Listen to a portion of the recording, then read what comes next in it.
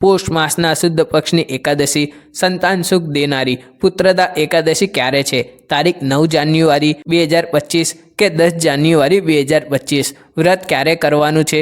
પારણા ક્યારે કરવાના છે? મુહૂર્ત શું છે તથા આજે શું ઉપાય કરવા? આજે શું ધ્યાનમાં રાખવાનું છે જેથી શુભ ફળની પ્રાપ્તિ થાય તે વિશે આપણે જાણીશું। પોષ માસના શુદ્ધ પક્ષની એકાદશી પુત્રદા એકાદશીની તિથિ પ્રારંભ થાય છે તારીખ 9 જાન્યુઆરી 2025 બપોરે 12:22 જે આ તિથિ પૂર્ણ થાય છે તારીખ 10 જાન્યુઆરી 2025 સવારે 10:19।